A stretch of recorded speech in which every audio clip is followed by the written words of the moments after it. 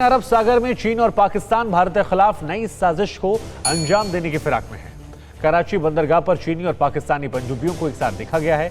दोनों देशों की पनडुब्बी परमाणु हथियार लॉन्च करने में सक्षम है और जिससे भारत की चिंताएं बढ़ सकती हैं।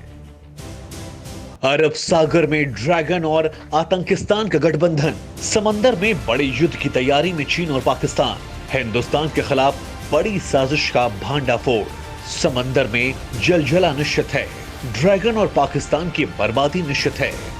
धुएं में उड़ेगा पाकिस्तान, जब इंडिया देगा जवाब, मिट जाएगा चीन का गुरूर, जब हिंदुस्तान से होगा सामना। चीन का पिछलग्गू, ड्रैगन के रहमो करम पर पलने वाला मुल्क, पाकिस्तान की चरण वंदना करने वाला आतंकिस्तान अब खैरात के बदले लाल तानाशाह की नौकरी कर रहा है। इसका जीता जागता सबूत है ये तस्वीर। सैटेलाइट से ली गई तस्वीर अरब सागर से आई है, जहां चीनी युद्धपोत और पाकिस्तानी पनडुब्बी एक साथ गलबैयां करते देखे जा रहे हैं। पाकिस्तान ने कराची बंदरगाह की अगोस्ता 19 बी टाइप पनडुब्बी को तैनात किया।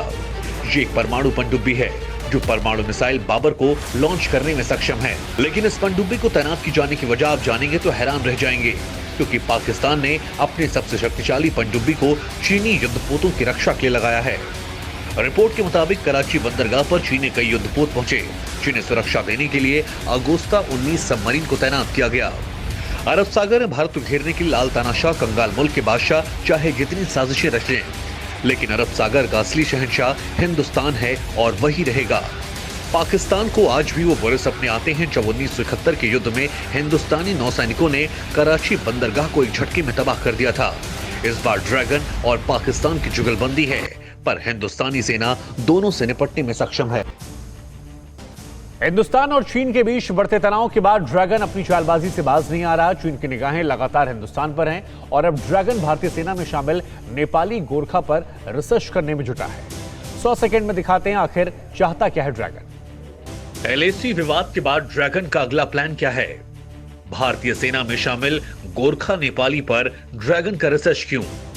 ये सवाल सुनने में आपको थोड़ा अजीब जरूर लग रहा होगा, लेकिन एलएसी पर विवाद बढ़ाने के बाद चीन की चालबाजी का अगला सस्पेंस यही है। पहले ड्रैगन ने हिंदुस्तान के सदियों पुराने दोस्त नेपाल को बरगलाया, उनको अपनी तरफ मिलाया, लालच देकर नेपाल के एक इलाके में मिलिट्री बेस बनाने में कामयाबी पाली। अब भारतीय सेना में शामिल नेपाली गोरखा पर जानकारी हासिल करना चीन का अगला प्लान है। चीन जानना चाहता है कि भारतीय सेना में नेपाली गोरखा क्यों शामिल होते हैं, भारत चीन तनाव से नेपाल पर उनका क्या असर हुआ है। एक खुफिया रिपोर्ट के मुताबिक ड्रैगन ने नेपाल के काठमांडू स्थित चीनी दूतावास के एनजीओ को इस पर रिसर्च करने के लिए काम सौंपा। चीन इस बात से खासा परेशान है कि नेपाल के गोरखा भारतीय सेना में हैं। आपको बता दें कि इस वक्त भारतीय सेना में 30,000 गोरखा सैनिक हैं। गोरखा सैनिकों की भर्ती के लिए नेपाल में भारतीय सेना के 3 केंद्र हैं, जबकि भारत सरकार गोरखा सैनिकों की पेंशन के लिए 3,000 करोड़ रुपए नेपाल भेजती है। भारतीय सेना को 3 आर्मी चीफ भी गोरखा रेजिमेंट से मिल चुके हैं। जाहिर तौर पर जिस नेपाल के बूते ड्रैगन हिंदुस्तान पर दबाव बढ़ाना चाहता है, भारतीय सेना में गोरखा रेजिमेंट के शामिल होने से वो परेशान है। शायद चीन सोचता है कि वो नेपाल को अपने कंट्रोल में कब तक रख पाएगा। न्यूज़ टॉप 9 रोज सुबह 7 बजे और शाम 7 बजे सिर्फ TV9 भारतवर्ष पर।